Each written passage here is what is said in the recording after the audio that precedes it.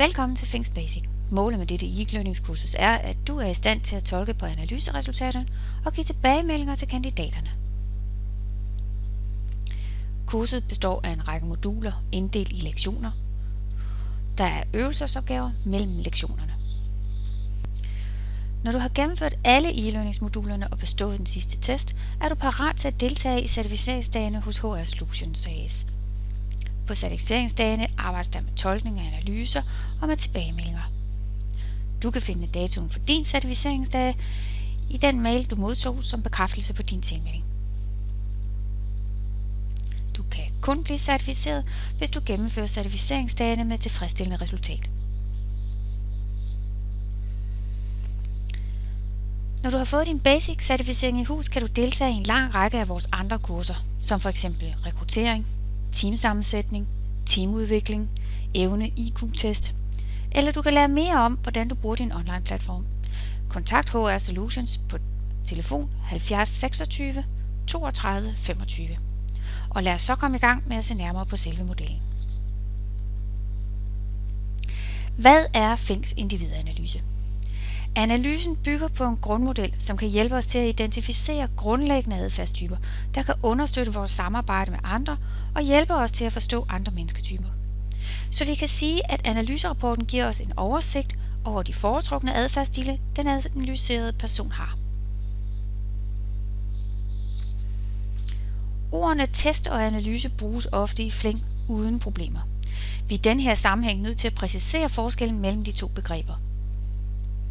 Jævnfør Nudansk ordbog er test en undersøgelse, som giver præcise resultater med 2 streger under ved at udsætte noget for særlige forsøg og belastninger. Hvorimod en analyse er en undersøgelse, hvis resultater skal gennemgå en tolkning, før de kan anvendes i praksis. Vi skal være opmærksom på, at Things individanalyse er en personanalyse. Det vil altså sige, at rapportens resultater altid skal tolkes og ses i forhold til den situation, som fokuspersonen havde i tankerne, da spørgerammen blev udfyldt. Hvad er det, der måles med Things individanalyse? Analysen måler på fokuspersonens naturlige og spontane reaktion på ydre stimuli, som i dette tilfælde er de spørgsmål, som blev stillet i spørgerammen. Analysen fortæller altså, hvordan vores hjerner er programmeret til at udtrykke vores reaktioner. Når der er noget, der måles, så er der også noget, der ikke måles.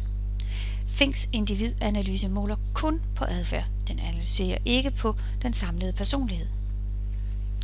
Modellen klassificerer ikke mennesker, hverken som gode eller dårlige eller mere eller mindre intelligente. Modellen måler heller ikke på viden eller professionelle færdigheder. Og der er ingen af adfærdsstilene, der er gode eller dårlige. Når vi taler om adfærd, kan vi tale om naturlig og tilpasset adfærd. Naturlig adfærd er den adfærd, vi helt spontant har. Det er den type adfærd, som koster mindst energi for os. Det er derfor også den adfærd, vi typisk udviser, når vi er under pres. Forstået på den måde, at hvis vi under normale omstændigheder foretrækker at have kontrol over situationen, så vil vi, når vi er under pres, forsøge at kontrollere den endnu mere. Vi tilpasser os i en lang række situationer, blandt andet fordi vi ønsker at opnå et bestemt resultat. Eksempelvis hvis vi skal forhandle løn med chefen, så er vi måske nødt til at være mere resultat- og faktororienteret, end vi normalt er. Det kan også være kulturen på vores arbejdsplads, som får os til at tilpasse vores adfærd. Eksempelvis hvis kulturen er mere stram og kontrolleret, end vi selv er helt naturligt. Når vi tilpasser os, kræver det energi, og jo længere væk vi skal bevæge os fra vores naturlige adfærd, jo mere energi koster det os. Det vil sige, at hvis det er naturligt for en person at være fleksibel og ikke helt have fokus på detaljerne, og vedkommende nu skal have fuldstændig styr på detaljerne, så koster det en stor mængde energi. Typisk vil personen miste motivationen forholdsvis hurtigt i sådanne situationer.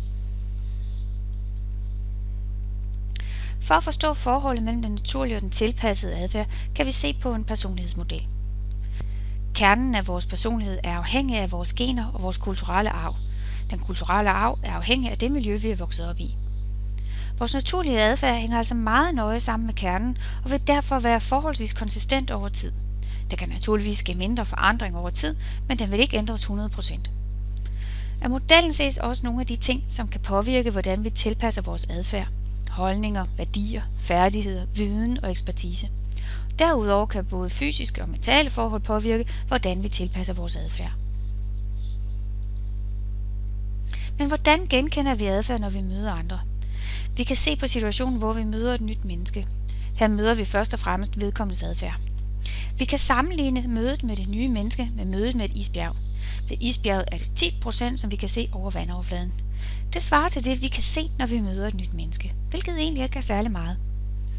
Dette første møde kan vi også sammenligne med, at vi står over for et hvidt lærred. Vores hjerner bryder sig ikke om den hvide flade. Den begynder at sammensætte den lille smule information, vi har fået via det, den anden har sagt, måden det er sagt på og den andens kropssprog, og sammenligne det med vores tidligere erfaringer og male sin egen version på det hvide lærred. Det svarer til, at vi bruger super kort tid, måske maksimalt 20 sekunder, til at danne et fyldigt billede af dette menneske. Vi gætter os altså til, hvilke tanker og hensigter, holdninger og følelser den anden har. Vi gætter altså på, hvordan den del af isbjerget, der ligger under vandoverfladen, ser ud. Med den viden, vi opnår med Finks individanalyse, kan vi forbedre vores dialog med andre, fordi vi forstår deres adfærd og motivation bedre. Men ikke nok med, at vi forstår andre bedre. Vi kan også få en højere grad af selvindsigt, og selvindsigt er udgangspunktet for al udvikling af os selv.